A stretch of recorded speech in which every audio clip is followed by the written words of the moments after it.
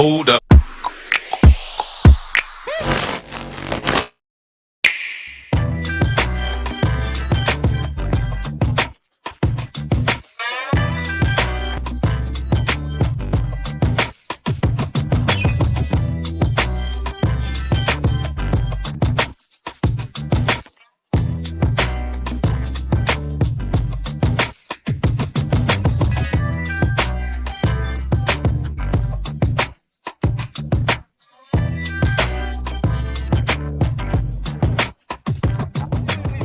Là. Ouais, c'est parti là, ouais. C'est bon. Mais ils vont faire un check là maintenant, il faut un check. Bon, ils vont faire donc le temps du check, on va commencer combien de temps à peu près? Dans 10-15 minutes. Lano, ça s'annonce comment pour ce soir? Ça s'annonce super bien. J'étais en loge là avec Valérie Tribord, avec ses musiciens, des musiciens extraordinaires. Donc c'est Valérie qui va ouvrir ce soir les concerts. Donc 3 groupes invités ce soir pour ce Cayenne Jazz Festival. Ça va être comme le premier soir, comme hier et bien sûr tout au long de cette semaine jusqu'à dimanche, ça va être un moment de pur bonheur musical. C'est quoi la différence entre animer un festival de jazz et animer un autre podium? C'est pareil pour moi, c'est la même passion. J'aime ça. J'aime la communication, j'aime communier avec les gens. C'est la même chose. Comme disent mes amis brésiliens, mais Marcos.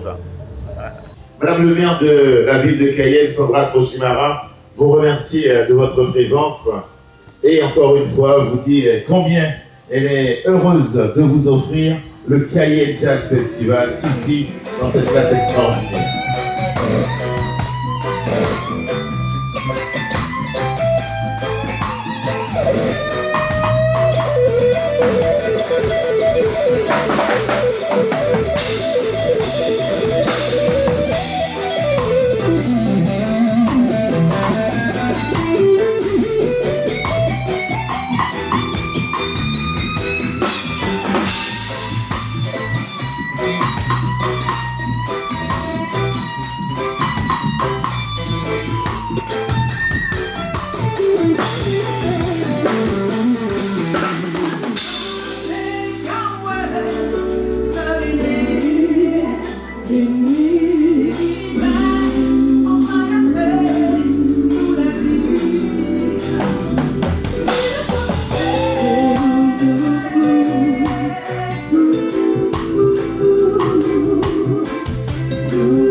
On se sent bien parce qu'on a partagé forcément un grand moment avec tous ceux qui étaient présents ce soir.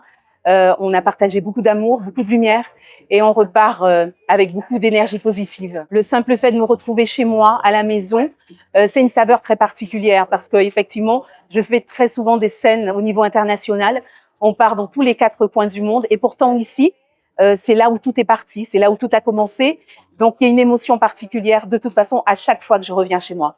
Je veux et je voulais que ce moment puisse se partager. Donc, merci pour cette 12e édition dans le cadre des 190 ans de municipalisation de la ville de Cayenne, de nous avoir offert ce cadeau précieux. Oui, la programmation est magnifique, mais je le dis, ce sont mes cœurs.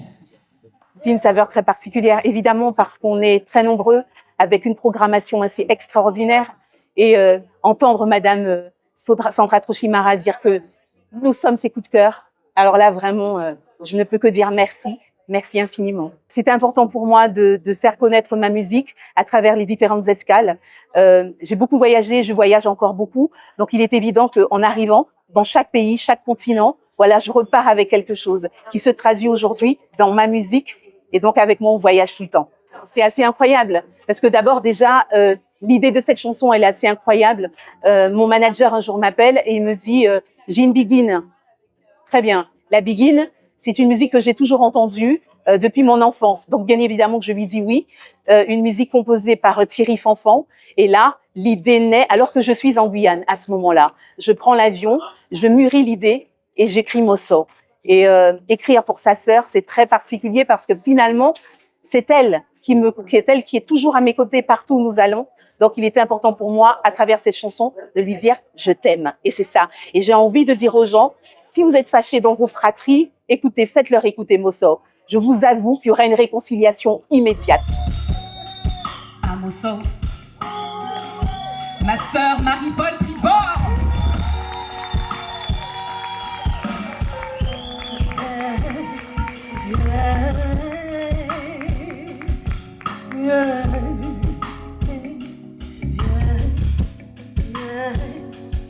Bonsoir, je suis Perle, artiste, et j'ai chanté hier, enfin le 15 octobre, au festival du Cayenne Jazz Festival. Ça s'est passé super bien. Au début, j'étais stressée, je reconnais, parce que c'est mon tout premier festival en tant qu'artiste lead. Et puis après, je me suis détendue parce que franchement, le public était à la hauteur. Il y avait une belle énergie sur la place des Amandiers, là, un très beau lieu. Et puis on a été tellement bien reçus par toute l'équipe du festival. Donc au final, ça s'est très bien passé. Comment on se prépare pour un festival? Faut répéter, faut beaucoup répéter. On avait déjà répété avec mon groupe, mais comme il est en Guyane et que moi, actuellement, je suis à Paris, donc c'est lorsque je suis arrivée 2 jours avant le festival qu'on a vraiment carburé pour les répétitions. Il faut répéter, il faut préparer tout, le set, ce qu'on va dire. Je n'ai rien fait de ce que j'étais censée faire. Je n'ai rien fait de ce que j'étais censée dire. Mais bon, voilà, il faut répéter, il faut préparer, et puis surtout, il faut prendre du plaisir. Est-ce qu'il y a une émotion particulière lorsqu'on est sur scène, devant un public de connaisseurs, un public qui attend autre chose Ouais. qu'un public qui, lui, est généralement dans une découverte? Il y a de la pression parce que, comme tu l'as dit, il y a des connaisseurs. Il y avait aussi mes collègues musiciens qui voyaient tout en loge. Et donc, on veut être à la hauteur, en fait. Et donc, oui, il y a de la pression. Mais après, il ne faut pas trop réfléchir. Il faut juste se lâcher et vivre l'instant, en fait. C'est facile de vivre l'instant présent? Non. Si tu devais retenir une image, si tu devais retenir un moment présent, justement, ça aurait été quoi? Du festival? Ouais. De ton passage d'hier. De mon passage d'hier, c'est quand j'ai chanté une chanson qui s'appelle La vie est piou, une composition que j'ai écrite en 2016, ça va bientôt faire 10 ans. Je l'ai chantée hier et en fait c'était un petit peu après le milieu du set et je crois que là j'étais un peu plus à l'aise, ma voix était vraiment bien et là j'ai kiffé. Voilà, La vie est piou. Là, ce soir, il y a d'autres artistes qui sont présents. Ouais, Là, tu es en mode spectatrice. oui, Ça se passe comment? je kiffe, c'est trop bien. Là il y a Valérie Tribord, c'est la première fois que je la vois sur scène puisque je la connais déjà. Mais la voir vraiment, d'écouter son set, c'est super. Il y a une belle énergie, il y a de bons musiciens sur scène. Et puis j'ai aussi hâte de voir le groupe Yousan parce que c'est un super groupe que je suis depuis des années maintenant. Et je les verrai tout à l'heure. Quand on est dans un festival comme celui-ci et qu'on découvre d'autres artistes avec d'autres influences, est-ce que tu te dis, tiens, on aimerait bien essayer d'autres choses également? Ça donne des idées? Mais carrément, ça inspire. Hier, j'ai vu Célène Saint-Aimé, j'ai kiffé ce qu'elle faisait. Mais également, juste après, le Gad qui fait du reggae de Nouvelle-Calédonie, je connaissais pas du tout. J'ai découvert, le son était lourd, vraiment. Et là, je me suis dit, ok, putain, mais pardon, j'ai juré. Mais en fait, je me suis dit, waouh, mais il y a tellement de choses qu'on peut faire. Et en fait, on se rend compte qu'on se limite. Donc oui, ça inspire, ça donne envie, c'est encourageant. Ouais, donc il y aura encore plein d'autres fois pour toi sur les festivals. Mais oui, là, c'est bon, je suis décidée. On s'est motivé avec le groupe, on veut vraiment commencer vraiment à bouger un peu plus.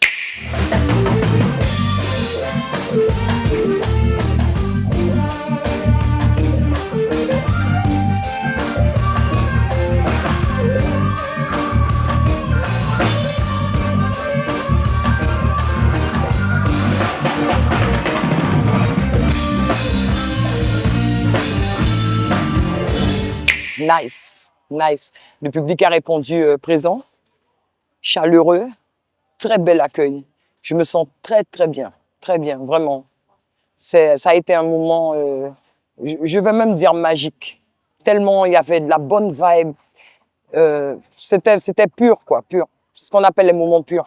Il y avait une espèce de communion avec le public sur scène, une espèce d'énergie. Je ne sais pas d'où elle est sortie, mais tout le monde a été transporté. Oui. C'est montré comment ça?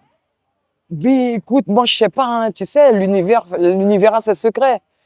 Donc bon, écoute, nous on a pris la vibe comme ça, tu sais, c'est un échange, je pense, hein, un échange d'énergie. Les gens qui sont venus au festival sont venus dans l'intention de passer un bon moment avec des artistes qu'ils aiment parce que, qu'on le veuille ou non, s'ils n'aimaient pas, ils seraient pas venus, ils seraient peut-être venus un peu plus tard, tu vois, mais ils étaient là. Et puis, ils ont répondu, c'est un échange d'énergie de ma part, de leur part, et qui a fait un seul truc magique. Je t'avoue, je pense que je suis encore sous adrénaline. La vérité, hein. Quand je vais redescendre là, je pense que je vais prendre vraiment conscience de ce que ça a été. Tu sais, même moi, Ouais, je me rends pas vraiment compte. Et puis tu sais, il y a tellement de choses qui qui se sont passées ces temps-ci. Il y a eu mon album qui est sorti récemment, il y a quelques jours. C'est beaucoup de nouvelles choses d'un coup. Et puis, effectivement, tu vois, j'ai été accueilli royalement, rien à dire, par la mairie, tu vois, et puis par le peuple, tu vois, par le peuple de la Guyane. Après, bon, tu sais, la Guyane m'a vu grandir aussi, hein. Il y a ça aussi, hein. Ça compte, hein. Bah, tu as aussi aidé la Guyane à grandir musicalement avec ce que tu as fait. Ça va dans les deux sens. Ça va dans les deux sens. Ça va dans les deux sens. Mais la force, hein, c'est le pays qui me l'a donné quand même. L'album est sorti il y a quelques jours. Oui. Nous, on l'a découvert sur Radio Télé Pays avec le titre Alassa Maneko. Oui. C'est hyper puissant. Il y a des textes qui sont puissants dans cet album. On va en parler un peu. Oui. Comment ça s'est passé, la conception de cet album? La conception de cet album, tu sais, si tu me permets, Kylian, j'aurais aimé faire l'interview avec quelqu'un. Parce que un de mes musiciens, qui est mon arrangeur, Christian, Zébédé, viens. Donc, Christian, Oui. Professeur Zébédé. alors l'album, il s'est calibré comment? Comment il a été écrit? Comment il a été pensé? Oh, l'album, vous avez l'artiste qui est là, hein. Donc, on a travaillé ensemble. Voilà, les idées, elle avait déjà une base. Et puis, moi, je suis venu un peu pour essayer de apporter, mettre la lumière et simplifier la musique. On a vraiment on a galéré, hein. On a galéré parce que sur un son, on pouvait passer toute une journée à trouver Sans y arriver en plus. sans y arriver en plus. Et on ferme la page et on ouvre une autre page Et on revient dessus on après. revient dessus après. Tant qu'on n'est pas satisfait, on insiste, on persiste et puis on signe, quoi. Est-ce que justement le festival, ça permet de rôder l'album aussi? Oui, oui, parce que bon, nous, pour le moment, c'est le premier concert de l'album. Et puis, bon, il y en aura d'autres qui vont suivre, bien sûr, hein, parce que, bon, là, on démarre une session, tu vois. Donc, Oui. Quand on vit ça sur scène, là, en Guyane, comme ça, comment on se sent? Non, on se sent trop bien. On prend vraiment du plaisir de interpréter ce qu'on a créé. Ouais. Voilà, il n'y a rien de tel. Quand on voit le public qui réagit comme ça, public de connaisseurs, public qui vibre, Ouais. on se dit que finalement on a fait les bons choix, on a bien bossé sur l'album, que les choses ont été bien faites. Jusque-là, je pense que moi, personnellement, je suis encore étonné parce que j'ai des coups de fil, on m'appelle, on me dit, mais attends, c'est quel bassiste qui a joué, c'est quel batteur, et pourtant, on a tout fait à la maison avec un petit clavier de 2 octaves au début. C'est magnifique, quoi. Je saurais pas. Bon, Hein? c'est quoi la suite du programme pour la vie de cet album? ben, la promo, hein. Promo, ouais. Bon, je sais que c'est la partie des artistes, ils aiment le moins, la promo. Oui. C'est un peu. Mais bon, il faut, c'est nécessaire aussi, hein, ça fait partie du truc, hein. Donc, bon, c'est un plaisir aussi, hein, de faire connaître ce qu'on fait. Tu vois, d'aider les gens à comprendre, à les mettre sur notre feeling, hein. Tu vois, c'est passionnant aussi, c'est un autre exercice, mais qui est passionnant aussi, voilà. Ça fait partie du truc. Rise or fall and fighters, rise and take your stance again. They see you fight and run away. Live to fight another day. Put it in it. Hey, yes, we put it in it. Make we put it in it. Yes, we put it in it. Aile Aïsla, c'est King Rastafari. Congo Aïla, je suis de Guyane et je fais des projets de la Guyane avec les calebasses qu'on trouve à Cayenne, un peu partout, des diffuseurs de parfums, des colliers, des bracelets, des colliers, des coris, des bracelets en coris, le macramé, avec le macramé aussi, le sertissage de graines qu'on trouve en Guyane, et graines tonnerre, œil bœuf, graines l'église, panacoco. Avec toutes ces graines-là, on fait des colliers, on fait des trucs de la Guyane. Ça te prend combien de temps pour faire ce que tu fais? Comment l'inspiration vient? Combien de temps ça te prend pour vient l'inspiration? Je me réveille le matin et puis je regarde la nature, comment ça se passe, comment ça se fait, et puis je prends une calebasse des fois et puis je dessine. Des fois, je commence par dessiner. Après ça, si ça me plaît, je commence à graver et faire les trous. Ça me prend 3 heures, 4 heures, des fois une journée, parce que des fois l'inspiration est là tout de suite, et puis des fois c'est pas là. On essaie de faire des trucs et puis c'est pas là. Quand l'inspiration n'est pas là, tu fais quoi? Quand c'est pas là, arrête, ouais, tu fais quoi? ouais, j'arrête parce que j'ai un terrain. Alors, je vais planter, je m'occupe des plantes, tu vois. Mais je vais faire un tour, sortir pour penser à autre chose, et puis pour revenir. Et puis des fois, eh ben, on est en train de dormir, et puis ça nous donne une petite vision. Et puis on se réveille et puis on se met à travailler, parce que on fait ça avec amour. Ouais, c'est moins long. Les personnes qui viennent, elles ont envie d'avoir des objets uniques, des objets qui ont une histoire. Ils te demandent quoi les personnes? Ils te demandent quoi les personnes qui viennent te voir et qui te demandent comment c'est fait? Ils me disent qu'il y a beaucoup de travail parce qu'ils connaissent la calebasse, comment elle est ronde, pour faire le collier. Avec la calebasse qui est ronde, comment j'arrive à faire des petits trucs tout plat là? Alors moi je les explique que c'est comme la terre. Parce que la terre, on dit qu'elle est ronde. Et quand on marche dessus, eh ben, c'est comme si c'est une surface plate. Alors c'est ce qui fait quoi, avec la calebasse. Le fait que je découpe des petits morceaux, ça fait comme si c'était tout plat. Est-ce qu'il y a des jeunes qui viennent te voir pour que tu puisses leur expliquer comment tu fais, pour que tu puisses leur apprendre? Est-ce que les jeunes s'intéressent à ça? Pas pour l'instant. Mais bientôt, il y aura peut-être une organisation avec une amie. Et puis peut-être, on va voir. Mais pour l'instant, là, ils sont plus bluffés comment c'est, parce que le fait de voir que c'est de la calebasse, ils ont bluffé sur ça. Ah ben, c'est gratefulness, tu vois, c'est ça. Il faut rendre grâce. Le Père, il est avec nous, et puis c'est lui qui nous fait voir toute cette vision.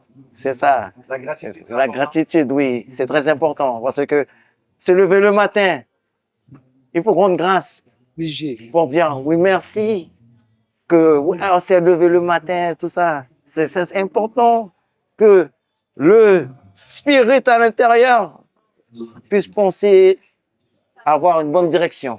Et ça, c'est le corps et la pensée qui fait que tout ça, ça doit bien fonctionner pour que ça puisse avancer.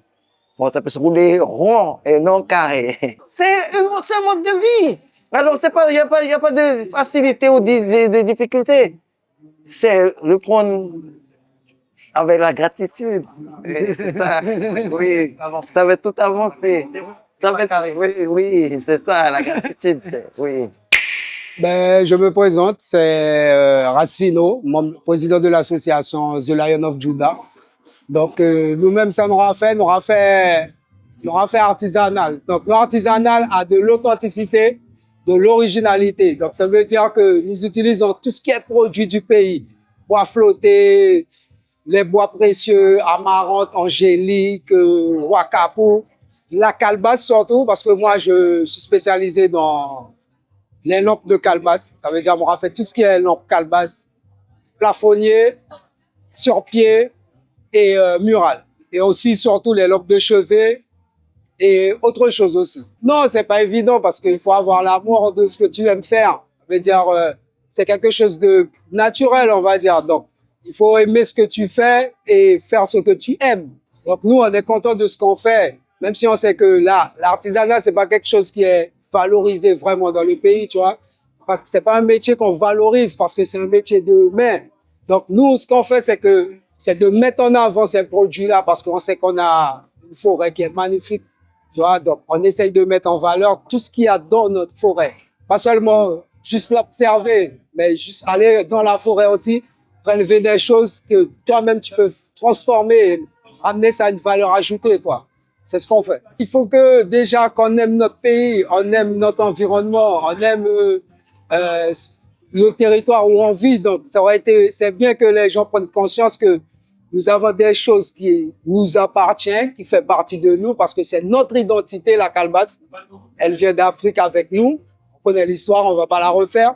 Et nous-mêmes, depuis qu'on est petits, on utilise ces produits-là pour manger, pour se laver, pour faire des remèdes avec. Donc, la calebasse elle-même, elle fait partie de nous. C'est notre identité. Donc, on doit la valoriser, on doit la mettre en avant, on doit apprendre aux jeunes que ça, c'est une valeur sûre pour le demain. Oui, ça arrive parce que, tu vois, c'est comme le frère expliquait tout à l'heure là. L'inspiration, elle est naturelle.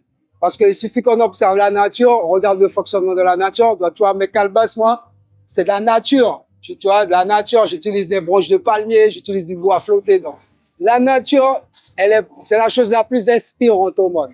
Donc, on ne peut pas y échapper vu que nous, on vit en Guyane. Donc, ça arrive des fois, tu commences quelque chose et puis, tu n'arrives pas à la terminer, quoi. C'est comme le frère dire, j'ai commencé des lampes de calebasse et puis, à la fin, j'ai pas trouvé que c'était assez bien ou assez beau, donc, je l'ai laissé de côté et puis je suis parti sur autre chose, tu vois. Donc, c'est jamais évident, mais il faut se donner les moyens parce que c'est comme je te disais, nous, on ne vend pas des vêtements, on ne vend pas à manger. Un être humain, quand il se lève, il pense d'abord à se nourrir et se vêtir. Et ensuite, il pense d'abord au loisir et au plaisir. De se faire plaisir, ben nous, c'est ce qu'on fait, c'est de donner du plaisir aux gens et que les gens se fassent plaisir en achetant nos produits. Nous, qu'à parler dit, ensemble, les hommes, valoriser produits pays, acheter poisson pays, acheter ça. Nous aussi, nous là. Ça passe aussi par ça? Ouais, il faut arrêter d'acheter du plastique et des ferrailles. Il faut acheter aussi des produits du pays, des choses qui nous ressemblent. Quand on a des invités qui viennent de l'extérieur, ils sont contents de venir à la maison. Ou sinon, ils viennent chez Kylian. Oh, Kylian, tu as un petit masque africain là. Oh, ben, t'as nice, mon frère, quand on prend. Ben, moi, t'es allé en Afrique. Ah, ben, moi, je pense à côté d'un artisan guyanais. Donc, ça a fait que, ça a valorisé notre travail et en même temps, ça a fait une pub pour nous aussi. Parce que peut-être, on a allé acquérir un petit bagage comme ça parce qu'ils voyaient en tout cas, ouais. Donc, à cause ça, nous avons travaillé, nous avons demandé ces gens bah, nous force ça. Surtout. Non, mais là, je vais pas vous donner de gros discours, hein. On est ouvert, quoi. On est free, il n'y a pas de souci sur ça. Si les gens veulent venir nous rencontrer, discuter avec nous, passer un petit moment lorsqu'on fait nos calebasses, il n'y a pas de souci. Mais pour te dire que on a déjà fait appel pour avoir des membres, tu vois, parce que nous, on est aussi une association, mais aussi, on pratique la spiritualité Rastafari. Donc, des fois, les gens sont pas trop en phase avec ce que nous pratiquons, tu vois. Donc, nous, on leur dit tout simplement que c'est juste quelque chose de naturel, tu vois. Donc, il y a rien, il faut pas avoir peur et de venir nous voir. Nous, on sera toujours ouverts à vous accueillir et vous montrer notre savoir-faire, tout simplement.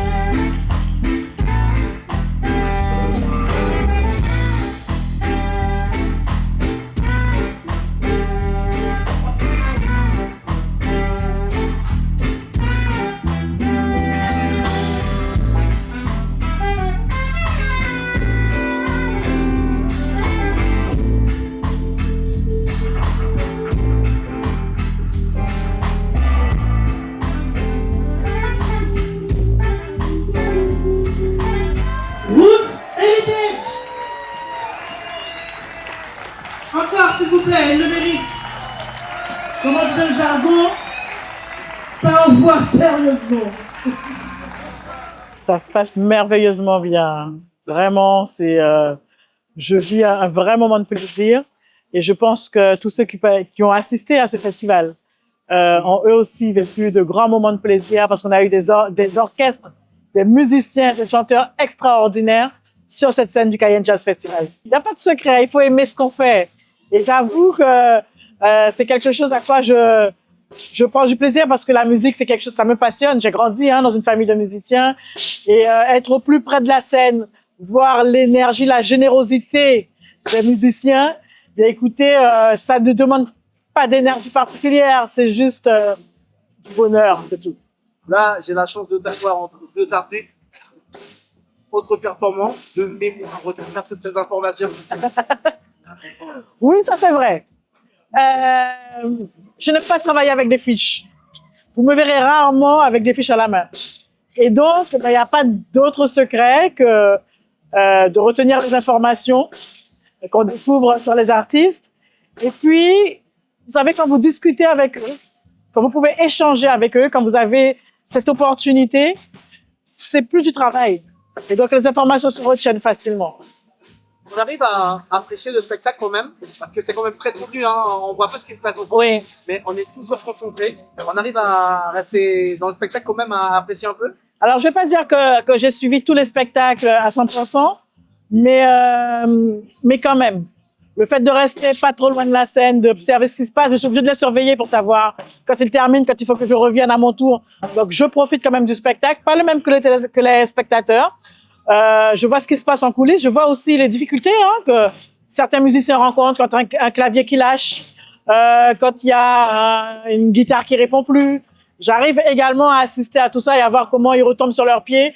Et c'est un autre spectacle finalement auquel j'assiste. Je sais pas s'il y a une recette pour ces choses-là. C'est que de l'amour. Moi, je dis toujours que quand on y met de l'amour et du respect, ça vient tout seul. Je sais que les gens, ils ont dû, pour certains, se faire violence pour venir malgré la pluie, en sachant que c'est un spectacle à ciel ouvert et que c'est pas évident. Mais il n'y a pas d'autre recette que de les remercier d'avoir ce respect vis-à-vis des musiciens qui ont fait le déplacement en Guyane et qui, eux, sont sur la scène, coûte que coûte. Donc, parce que tu dois y aller. Oui. Il y a quand même des coups de cœur. J'ai vu les coups de cœur pour les musiciens locaux. Écoute, il y a une histoire quand même. Il y a une histoire, je vais pas te cacher, je vais pas mentir. Si je vous parle de Valérie et Marie-Paul Tribord, ce sont des amis d'enfance. Donc, les voir sur la scène et se produire de cette façon, évidemment que ça fait chaud au cœur. J'ai eu un gros coup de cœur également pour Guizé hier, que je n'avais pas vu depuis plusieurs années. Et voir sa reconversion en solo me fait vraiment plaisir. Je sais que tout à l'heure, je vais voir Linda Ray et Sandra Oujagir, qui seront choristes de Queen Omega. Ça aussi, ça me fait battre le cœur. Donc oui, il y a des coups de cœur et puis il y a des coups de cœur aussi pour ceux qui sont venus de l'extérieur. J'avoue qu'hier, Somi a provoqué chez moi un gros moment d'émotion. Voilà, elle m'a retourné le cœur. Ensuite, avec Kimani Marley, on s'est amusé, on a dansé. Mais c'est vrai que Somi, elle m'a véritablement chamboulé. Ça, je dois le reconnaître.